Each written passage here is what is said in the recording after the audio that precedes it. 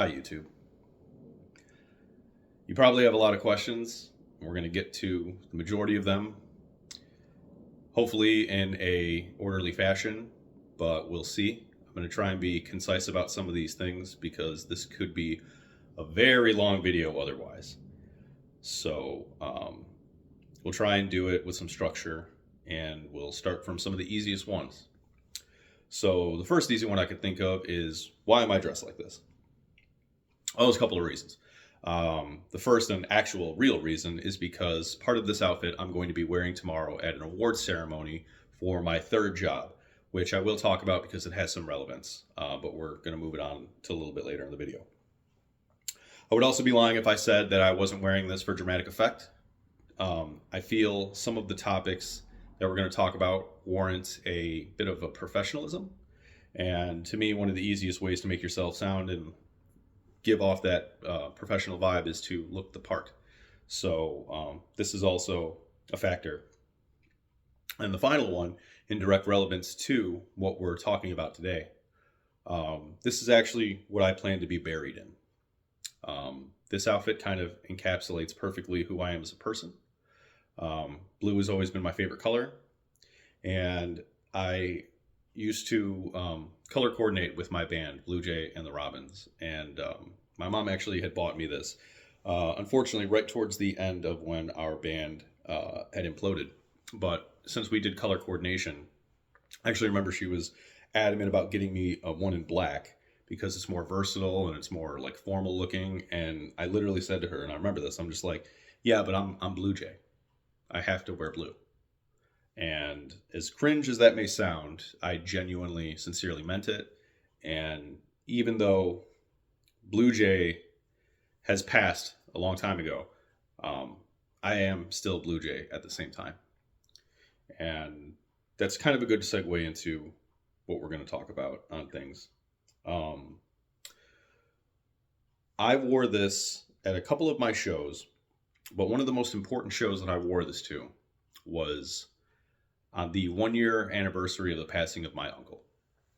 My uncle passed away during the pandemic, and it wasn't because of the pandemic, wasn't anything related to that. He just had some illnesses that he was keeping very close to him, and most of the family wasn't aware of it. And when the family did become aware of how serious it was literally too late. The next day he had went, and it was a shock. It's still a shock, really, because I wasn't in the state at the time. I was working in a hospital in New Mexico, and I couldn't even fly back because this was still very heavy into the pandemic, and it just wasn't really feasible. So I actually wore this entire outfit on the 1 year tribute because we did a concert at one of his favorite venues with some of his favorite musicians on top of the living remnants of his old band. And I actually wrote a song for it. It's not one of my best songs. Maybe one day I'll actually play it, perhaps on an anniversary or a birthday of his. But it was something I'm still proud of. And to this day, I'll always be proud of it. And though I'm not happy with the performance due to a lot of reasons that I have kind of talked about in other videos, I'm not going to get into sidetracked right now with. Overall, I still look back on fondness with it.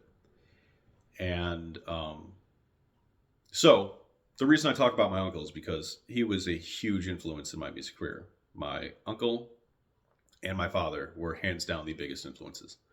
On top of a certain band that's definitely going to hold prominence today in history, the Beatles. This is no lie. Apparently there's actual evidence of it, but there's witnesses at least. I was about 2 years old, and my dad was playing harmonica. He always played harmonica, I should say. He was a blues musician, and harmonica, besides singing, was his main thing. And he was playing some Beatles. The two things that I remember the most in my childhood were blues and Beatles. We're going to get to another Beatles story in a second, but blues was the thing that I remember the most. But during this day, he left his harmonicas out. And I should have known better, was playing on the radio. And I apparently, through luck, picked up the exact key that I needed to be in. If you know anything about harmonica, you got to be 3 steps away from. So if I remember correctly, the song is in G, so I picked up a C harmonica. And I was blowing into it, and I was blowing into it just right, so I kind of had a melody. I wasn't playing what John was playing, if you know what the song sounds like. And I mean, it's kind of not a complex harmonica part anyway, but my dad was in awe because I just through circumstance picked the right harmonica key, came in at a good time for it, and was playing just well enough for it kind of to suit it. Apparently, he ran and grabbed his camera and got like the tail end of it. But my family doesn't really talk about most of my achievements much. So I don't think there's any way that this is a lie or an exaggeration. But the next Beatles story that I have is also with my father and my oldest half brother, Jimmy. Jimmy is also a musician and another big influence into my life for different reasons. But we were driving him back to, I believe this is when he lived in Blue Island. I can't remember. I know it was far out. Well, we were driving out over an hour. I was half asleep in the car. And then it was 2 for Tuesday, 2 for Thursday, whatever it was on the drive. I remember it was on 97.9 the drive. And the first chord to Hard Day's Night literally startled me out of my sleep. I was like, what? And I don't remember my dad turning the music up. I just remember like hearing it. And then the opening line, it's been a hard day's night and I've been working like a dog. It caught me. I was like, what is this? And I'm 5 years old, somewhere around there. So I'm like not coherent enough to be like, hey, what is this band? What is this genre? Like, I'm just like, whoa. Literally mouth open. The song immediately after that was Here Comes the Sun. And to hear such a tonal shift, I didn't realize at the time it was from the same band. I didn't realize it was different members of the band contributing different parts. All I knew was that the Beatles was something important. That being said, today is the day that the Beatles decided to release Now and Then. Sorry, it's hard not to get emotional about this. Now and Then is the final Beatles song we're ever going to have. John has been dead for a long time. George, unfortunately, has been dead for a long time as well. If you guys know anything about their rock and roll induction, it was kind of marred by the fact that Paul may have inadvertently cheated the band out of some of the income, maybe intentionally did it. Who really knows? The Beatles' politics has always kind of been shrouded in some bad decisions on top of youth. And people forget how young they were when they were doing stuff. But only George and Ringo went to that. And unfortunately, it didn't feel complete, even though Yoko had brought both Julian and Sean to represent John. But it wasn't all of them. And what was unfortunate is that shortly after we got the Beatles anthology, I remember watching the Beatles anthology. I was between 3 and 4. And I remember my dad brought me in. Sorry, this wasn't supposed to be a story, but it just came to me while I'm talking about this. He came home and he was just like, nothing. We're not doing anything. We are watching this anthology. And even though this was before, chronologically, that I had really knew what the Beatles were and like heard Hard Day's Night, Here Comes the Sun, all that, I still remember watching bits and pieces of it. And years later, when I rewatched it, I was just like, oh, wow, I'm amazed at how much I really remember from this. You know, this is almost like, and this is not a comparison I really want to make, but it may resonate with a lot of us. It's almost like 9/11, right? I remember most of that day, 100%. But what's weird is that most of the day proceeded as if there wasn't anything too terrible going on because I wasn't in New York. I wasn't near the towers. I just know what was going on from the news, from the aura of people and the sadness, the anger, the scaredness. It was a very similar thing when that anthology came out. So I listened to Now and Then, and I'm going to be honest, it's not as good as I had hoped it to be, but it is a very fitting and touching tribute to the end of the Beatles. And now we're going to start talking about two aspects. The first one, we've already kind of been dancing around. So we're going to start with that one. I have struggled with mental health for the majority of my life. I was diagnosed with bipolar shortly after I transitioned out of the military, and an even more recent diagnosis of complex PTSD, not related to the military. These, coupled with self-analysis, have made me realize that most of my life has been very unhappy due to a perspective of my own. Sometimes that would lead me to do self-fulfilling prophecies. Sometimes it would just prevent me from really enjoying the moment. But there are these little bursts in my life where I really was happy. My blues trio was one of them. That's why it took me years to really understand why my band imploding hit me as hard as it did. Because it wasn't just a band, a dream, a goal that had failed. It was the only time I remember in recent history that I was sincerely happy and motivated to do things. During this time period, I didn't attempt suicide. But later on in my life, I had. And I will thank my ex-wife for preventing one of those attempts and being patient and loving and caring and doing her best to support me while I tried to get better. But unfortunately, it came at the cost of our marriage. That aside, for what I'm aware of, without really going to any doctors recently, I'm not actively dying by any means that I'm aware of. But I will be fully upfront. I don't expect to be here much longer. If we had to put a timetable on it, I'd say less than 10 years. I just feel, for the most part, when I'm in such utter misery all the time, I just don't know how I can keep dragging myself out of bed to do things.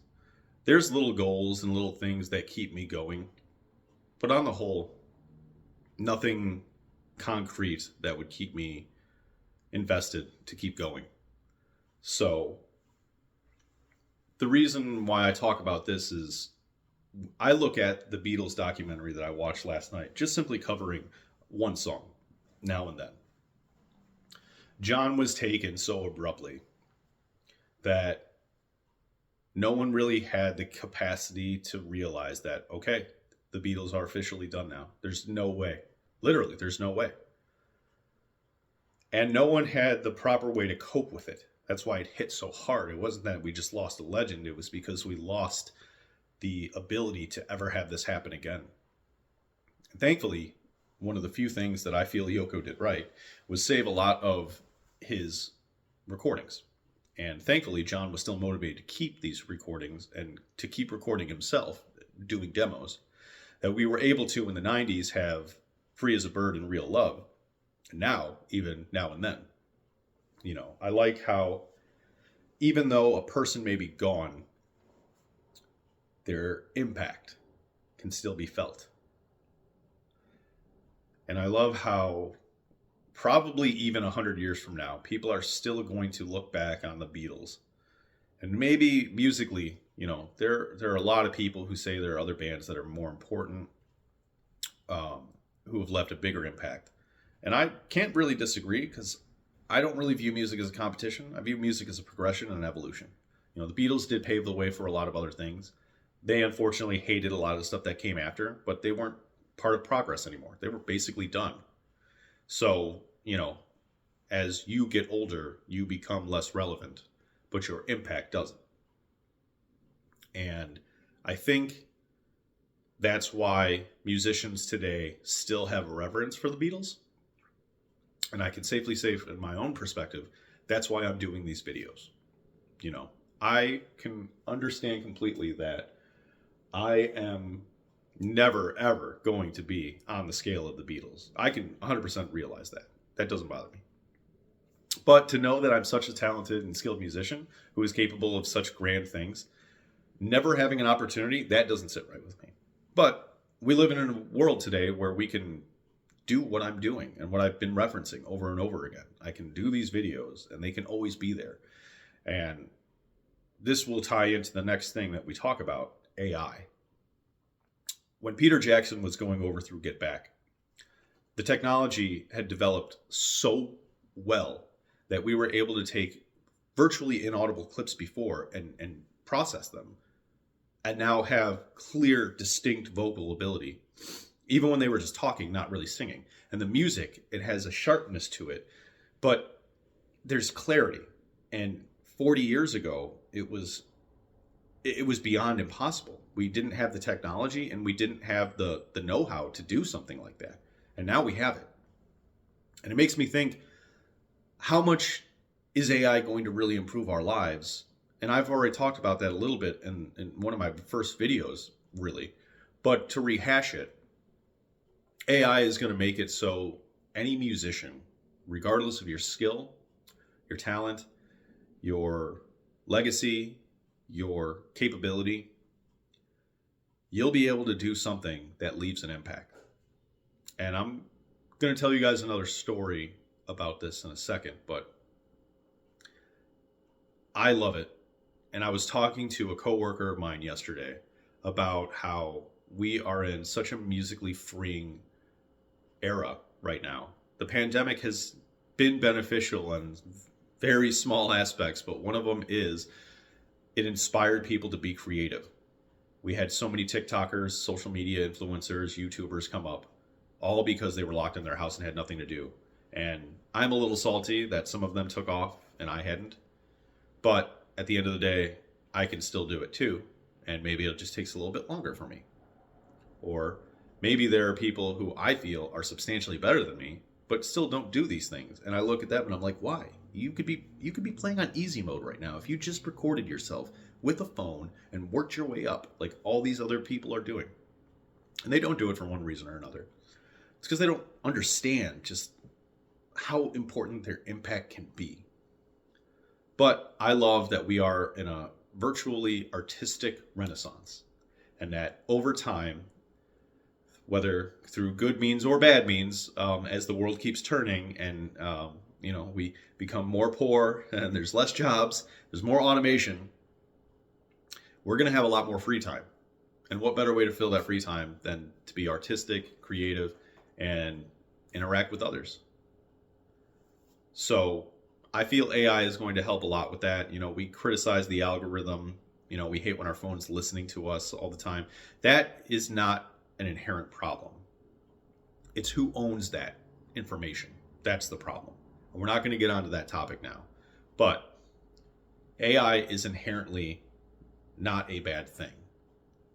And it really could be an inherent good thing if we just change our perspective a little bit. And I think this song, Now and Then from the Beatles, is a perfect demonstration of what understanding your impact, utilizing modern technology, and having love and passion can do. And that's really all I want to do with this channel. That's all I want to do with my life. And that's all I want to be remembered for. So I didn't want to do this video for a while because it covers a portion of where I'm at. Not really how I got there. That I feel I'm going to wait on. Simply because I'd rather people know that at the end, rather than worry about it beforehand, if that makes a little bit of sense. There's only so much I can say due to YouTube policies, right? But I want to talk about a story really quick. I went to Arizona with my dad right before I joined the Navy. And I got to see a side of my dad that I never saw before. I saw a younger rebel. Like we always look at our parents and we're just like, you don't know anything. You're just old. You were born old. No, that's never fucking true. And it astounded me when talking with his friends who were down there at just how similar me and him were. It really changed my perspective on my dad. It didn't give me the motivation to forgive him for a lot of the bad things he did, but it gave me an understanding. And I think that's almost as important. But one thing came across, and it struck me as weird because this was about the time where this stuff was big. I was talking with one of the friends And he pulled me aside and he's just like, I think you get it. And I'm like, what do you mean? He had seen me perform with my music, and when my dad had talked about my music before, he didn't neglect things, but he didn't give it the air of legitimacy as one could. Because I mean, yeah, my son, he was touring, he was doing all this stuff, and it's like, okay, but I've never heard him. So how is he something? And then he heard me play, and he was just like, oh, okay, so you get it. And I'm like, well, what do you mean? He's like, you know the secret. And this was during that time period, right? The secret, that book had come out, and everyone was talking about what's these little ways to cheat life and to hack. And I'm just like, yeah, I think so. He's like, okay, if you get it, then you're going to get it. And what he meant was, if you get it, you're going to get the things that you want. And I think I may have used my hubris to think that I knew what he was talking about then. But years later, I do know what he's talking about. He was talking about impact. And if there's anything I can share with you about the secret of life, the way to be successful, the way to get your goals and be motivated, it's realizing your impact, channeling it, and having one.